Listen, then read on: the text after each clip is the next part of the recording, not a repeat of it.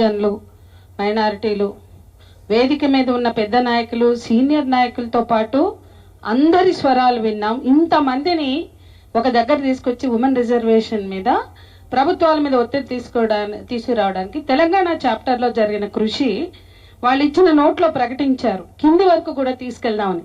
దానికి మరోసారి ఆ కృషి చేయడానికి పూనుకున్నందుకు కూడా నేను అభినందిస్తున్నాను. ఎందుకంటే నేను జేఏసీలో దాదాపు అన్ని మీటింగ్లలో యాక్టివ్ రోల్ ప్లే చేశా. దీనికి సంబంధించిన దాంట్లో నేను వేరే పనుల్లో ఉండి పెద్దగా లేను, ఒక రకంగా అసలు లేను, జీరో. కానీ ఉమెన్ రిజర్వేషన్ సంబంధించి చాలా కన్సర్న్తో పనిచేస్తున్న సంఘం మా సంఘం కూడా. నేను ఒక్కసారి చిన్న సింహావలోకనం చేస్తా, అది అవసరం. ఇవాళ అన్ని అంశాలు వచ్చాయి, అందరి స్వరాలు విన్నాం కదా. బీజింగ్ కాన్ఫరెన్స్ జరిగింది. ఇక్కడ ఉన్న మేము చాలా మంది, త్రిపురాన, సజయ, పద్మ, మేము చాలా మంది వెళ్ళాం. బీజింగ్ లో నిర్ణయాధికారంలో సమభాగస్వామ్యం అనే డిక్లరేషన్ వచ్చింది. అక్కడ భారత ప్రభుత్వం నుంచి అఫీషియల్ గా ఉమెన్ ఎంపీలు వచ్చారు, కానీ ఇండియాకి రిప్రజెంటేటివ్ గా ఆనాటి మానవ వనరుల మంత్రి మాధవరావు సింధియా దానికి హెడ్ చేశాడు, నాయకత్వం వహించాడు. సరే, దాన్ని చాలా ఉన్నాయి, నేను ఇప్పుడు అందులోకి వెళ్ళట్లేదు. వాళ్ళు వెళ్తూ ఒక ప్రెస్ మీట్ పెట్టి what are the issues you're going to raise in Beijing 4th world women's conference అంటే మన ఎంపీ అక్కయ్యలు చెప్పారు, కాంగ్రెస్ ఎంపీ, అప్పుడు కాంగ్రెస్ ప్రభుత్వం. who are bothered about the issues of Indian women? We wear a silk saree and visit Great Wall of China అని press meet లో చెప్పారు. అది Indian express banner heading తో ప్రచురించింది ఆనాడు. ఇది బీజింగ్ కాన్ఫరెన్స్ ముందు. సరే, అక్కడ మేము మాధవరావు సింధియా అని మస్తుగా పట్టుకున్నాం. ఏడు మాట్లాడినా మా దేశంలో ఇది లేదు, మాకు ఉమెన్ రిజర్వేషన్ లేదు. ఆనాటికి 9.6 మాకు ఉమెన్ పార్టిసిపేషన్ లేదు, డొమెస్టిక్ వైలెన్స్ యాక్ట్ లేదు, డివి యాక్ట్ లేదు, protection from sexual harassment act లేదు, ఇది లేదు, అది లేదు, ఇది లేదని ఆయన మామూలుగా సాగొట్లే. అన్ని చోట్ల లేచి రయ్యను మాట్లాడుతుంటే అందరం చాలా మంది మాట్లాడాం, త్రిపురాన్ని చూసింది. ఆయన మమ్మల్ని తట్టుకోలేక పోస్ట్ బీజింగ్ కాన్ఫరెన్స్ పెడతాం, అన్ని ఇష్యూస్ బీజింగ్ డిక్లరేషన్ అమలు కోసం పోస్ట్ బీజింగ్ కాన్ఫరెన్స్ పెడతామన్నారు, పెట్టారు. దాంట్లో 3 బిల్లులకి సెలెక్ట్ కమిటీలు పడి, ఒకటి డివి యాక్ట్, ఒకటి ప్రొటెక్షన్ ఫ్రమ్ సెక్షువల్ హెరాస్మెంట్, ఇంకోటి ఉమెన్ రిజర్వేషన్. దానికి గీతా ముఖర్జీ గారు చైర్పర్సన్ గా సెలెక్ట్ కమిటీకి వేశారు. 11 నెలల్లో, అంటే 3 డ్రాఫ్ట్లలో మొదలు సబ్మిట్ చేసిన డ్రాఫ్ట్ గీతా ముఖర్జీ గారి కృషితో ఇదే ఉమెన్ రిజర్వేషన్. అయితే ఆ రోజు ఆ బిల్లు మీద మేము అభిప్రాయాలు చెప్పాం.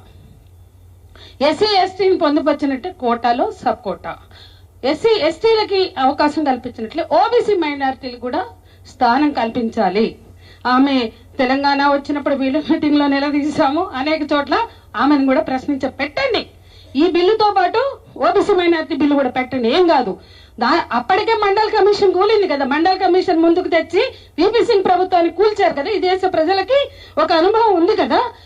అంటే ఈ దేశంలో అన్ని రాజకీయ పార్టీలు ఓబీసీ మైనారిటీలతో పాటు మహిళలు కూడా అన్యాయం చేస్తున్నాయి. ఇవాళ జనగణన ఎందుకు జరగట్లేదు? ఇవి మనం సీరియస్ గా అర్థం చేసుకోవాలి. నేను ఓన్లీ బుల్లెట్ పాయింట్స్ గా చెప్తే డీటెయిల్స్ లోకి వెళ్ళాను. సరే, 96లో బిల్లు ప్రవేశపెట్టారు, ఇప్పటికి 30 ఏళ్ళు అయింది. ఏ బిల్లుకు అవసరం లేని ఏకాభిప్రాయం మహిళకే తప్పనిసరినే ఒక వింత నాటకం విజయవంతంగా ప్రదర్శించారు ఈ దేశంలో. ఎందుకంటే మహిళలే కూటమిల్ని నిర్ణయించే నిర్ణయాత్మక శక్తిగా ఈ దేశంలో ఉన్నారు. ఒక దశలో ఒక Sonia Gandhi UPA chairperson, opposition పార్టీకి సుష్మా స్వరాజ్, ఇటు మాయావతి, అటు జయలలిత, అటు మమతా బెనర్జీ, ఇటు రబ్రీదేవి, వీళ్ళు ముఖ్యమంత్రులుగా ఈ దేశ పాలక వర్గాలని నిర్ణయించే ఒక కూటమిలిగా ఉన్నప్పుడు కూడా మహిళా బిల్లుకి మోక్షం రాలేదు. ఇది వాస్తవం. అంటే చిత్తశుద్ధి మహిళలు నాయకత్వంలో ఉంటే ఉంటుందా? 18 ఏళ్ళు ఇందిరాగాంధీ ప్రధానమంత్రిగా ఉంటే మహిళల కోసం ఏ బిల్లు చేయలేదు. కాబట్టి వాళ్ళ మహిళల ప్రాతినిధ్యం కోసం నిజంగా ఒక పోరాటం జరిగిందంటే 73, 74 రాజ్యాంగ సవరణల కోసం రాజీవ్ గాంధీ మీద ఒత్తిడి తెచ్చితే సొంత కాంగ్రెస్ పార్టీ ఆయన మాట్లాడాడు, ఒక గట్స్తో డెసిషన్ తీసుకున్నాడు. ఎట్లయితే సోనియా తర్వాత కొంత తీసుకుందో, ఎవరైనా ఏ పార్టీ అయినా తప్పులు మాట్లాడదాం, ప్రశ్నిద్దాం, మహిళలుగా ఒక మహిళా కోణంతో మాట్లాడదాం.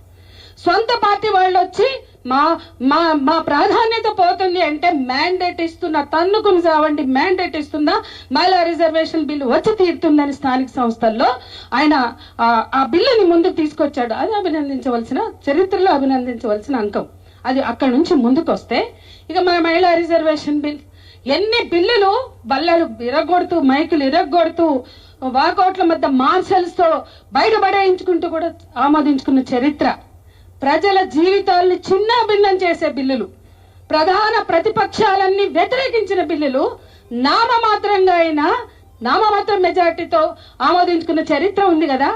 యథాతథమన్నా కాంగ్రెస్ బీజేపీ ఎందుకు ఆ బిల్లును ఆమోదించలేదు అంటే ఎవ్వడికి చిత్తశుద్ధి లేదు. మహిళా బిల్లుకు మోక్షం రాలేదంటే అన్ని పార్టీల్లో కన్నా కరుడు కట్టిన పితృస్వామ్యమే మహిళా బిల్లుకు ఆటంకం అనేది ఒక వాస్తవం.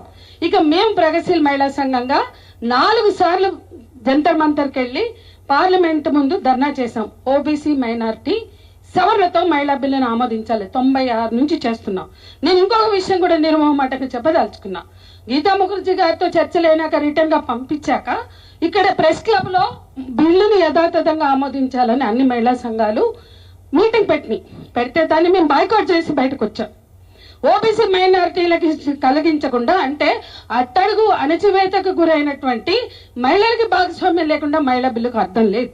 ఓబీసీలు కావచ్చు, మైనారిటీలు కావచ్చు. కాబట్టి మేము యథాతథంగా అది అప్పుడేంటి ఆ బిల్లును అడ్డుకున్న ములాయం యాదవ్ త్రయం ఉన్నారు, ములాయం లాలూ ప్రసాద్, శరద్ యాదవ్ వాళ్ళ దిష్టి బొమ్మలు దగ్ధం మొదలు పెట్టారు. మేము దాన్ని వ్యతిరేకించాం. ఆ దిష్టి బొమ్మలు మేము దగ్ధం చెయ్యము, ఆ కమిటీలో కూడా ఉండమని బయటకు వచ్చి ఓబీసీ మైనారిటీ సవరణతో మహిళా బిల్లును ఆమోదించాలనే ఉద్యమం మొదలు పెట్టాము. చాలా అనేక అంశాలు నేను అందులోకి వెళ్ళట్లేదు. కానీ అక్కడ ఆ త్రయం కూడా మహిళలకు 5 చాలు అంటున్నారు, కానీ జనరల్ సవరణ కోసం కృషి చేయట్లా. నా బాధ అంతా మా ఓబీసీ మైనారిటీలు కింది వర్గాలకి ఇప్పటికీ పార్లమెంట్ అసెంబ్లీ మెట్లెక్కని మహిళలకు అవకాశం ఇవ్వాలన్న వాళ్ళు జనరల్ సవరణ కోసం కృషి చేయవలసినటువంటి బాధ్యత ఉంది. వాళ్ళని చూపించి 5 పార్లమెంటులు పబ్బం గడుపుకున్నాయి. మాకు అధికారం ఇస్తే మేము మోక్షం కలిగిస్తామని యూపీఏ చెప్పింది, చేయలేదు. మాకు అధికారం ఇస్తే మేము మోక్షం కల్పిస్తామని మహిళలకి మోసం చేస్తూ వచ్చారు. ఇక ప్రజెంట్ చరిత్ర అందరూ చేశారు, మహిళలకి ఎవరూ చేయకుండా లేరు. ఇక మన 23 అందరం కూడా మాట్లాడాం నారీ శక్తి బంధన అధినయం. ఇవాళ దాన్ని జనగణంతో ముడిపెట్టడంలో, దాన్ని డీలిమిటేషన్ తో పాటు సెన్సెస్ జనగణన డీలిమిటేషన్ తో ముడిపెట్టడంలో ఉన్న కుట్రను మనం అర్థం చేసుకోవాలి. నీకు 4 సార్లు ఇప్పటికన్నా 24 కన్నా ఎక్కువ మెజారిటీ, 23లో కన్నా ఎక్కువ మెజారిటీ ఉన్నప్పుడు నువ్వు బిల్లు ఎందుకు తీసుకురాలే? మహిళల మీద మస్తు ప్రేమ ఉందని ఒలకపోసారుగా, మొన్న నాటకం ఆడారుగా, పెద్ద డ్రామా కింగ్ ఈ మోడీ. ఎంత ఘోరంగా మాట్లాడాడు మొన్న. నేను మహిళలకు ఏదో చేద్దాం అనుకుంటే అందరూ అడ్డుకొచ్చారు అని. అంటే ప్రతిపక్షాలను కొట్టడమే ఏమో, ఒక దెబ్బకి 2 పిట్టలు అన్నట్టు, ఒక తూటకి 2 పిట్టలు అన్నట్టు ప్రతిపక్షాలను ఏం చేసి ఓట్లు దండుకోవడం అనే లక్ష్యం తప్ప మహిళల మీద ఏమాత్రం ప్రేమ లేదు మోడీకి, బీజేపీ ప్రభుత్వానికి. అది ఎంతైనా మాట్లాడొచ్చు. ఇక దాని మీద నేను రెగ్యులర్ల విషయం కావచ్చు, అనేక అత్యాచారాలు, నేను అందులోకి వెళ్ళను. కామ్రేడ్స్, ఫ్రెండ్స్, మీరు నేను చెప్పాలనుకుంటుంది ఒకటే, 23లో జనగణని ముడిపెట్టి డీలిమిటేషన్ ని ముందుకు తీసుకురావాలనుకుంటున్నారు. ఈ దేశంలో డీలిమిటేషన్ వ్యతిరేకించే ప్రతిపక్ష పార్టీలు ఉన్నాయి. నువ్వు చర్చించుకో, ఆ ప్రతిపక్ష పార్టీలతో నువ్వు ఒక కంక్లూజన్ కి రా.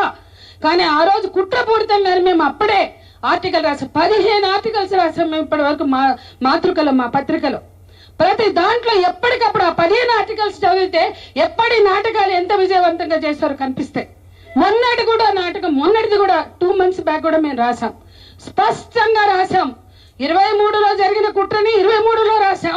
మొన్న జరిగిన మళ్ళీ డీలిమిటేషన్ తో అసలు జనగణన ఎందుకు చేయవు నీకు అంతగానో? అసలు జనగణనతో ముడిపెట్టడమే ఒక కుట్ర. మహిళా బిల్లు పట్ల చిత్తశుద్ధి లేదు అనడానికి జనగణనతో ముడిపెట్టడం ఒక కుట్ర అయితే, డీలిమిటేషన్ ని ముందుకు తీసుకొచ్చి ఆ పేరుతో తోసేయడం మహిళా బిల్లు పేరుతో. ఎందుకంటే అన్ని పార్టీలు అంగీకారమే కదా, అన్ని పార్టీలు సిద్ధంగా ఉన్నాయి కాబట్టి ఆ పేరుతో డీలిమిటేషన్ ని తోయడం. కాబట్టి ఈ కుట్రలన్నీ మనం అర్థం చేసుకుంటే, ఇవాళ నేను ఈ నోటుకు సంబంధించిన అన్నిటితో అంగీకరిస్తూ చివరి విషయంలో ఎస్సీ ఎస్టీ సబ్ కోటాతో పాటు ఓబీసీ మైనారిటీని మనం పెడదాం. మనం ఆ డిమాండ్ను వదలొద్దు. ఓబీసీ మైనారిటీలకి పొందుపరచాలి అని కోటాలు సబ్ కోటా వాళ్ళందరికీ కూడా అవకాశం కలిగించడం కోసం ఆ డిమాండ్ని పెడదాము. ఇవాళ టెక్నికల్గా వాళ్ళు చూపిస్తున్నారు, మనం దాన్ని అంగీకరించవలసిన అవసరం లేదు. 96 నుంచి కూడా మేము ఆ డిమాండ్ తోటే కొన్ని వందల కరపత్రాలు, పోస్టర్లు వేశాము. ఈ రోజు కూడా ఆ ఒక్క దాన్ని నేను సూచిస్తూ మిగతా దాన్ని అంతా కూడా అంగీకరిస్తూ ఈరోజు మహిళలకి హక్కులు కల్పించడంలో, భాగస్వామ్యం కల్పించడంలో చిత్తశుద్ధి లేని పార్టీల మీద ఒత్తిడి తీసుకొద్దాం, ప్రెషర్ గ్రూప్స్ రోల్ ప్లే చేద్దాం, మన వాయిస్ని కింది వరకు తీసుకెళ్దాం. కనీసం మహిళా బిల్లుని అమలు చేయడం కోసం నిజంగా చిత్తశుద్ధి ఉంటే ఆ రెండు పక్కన పడాయి, అమలు దమ్ముంటే అమలు చేయమని నిలదీద్దాం. ఓబీసీ మైనారిటీ 7 తోటే బిల్లును అమలు చేయమని డిమాండ్ చేద్దామని చెప్తూ ముగిస్తాం.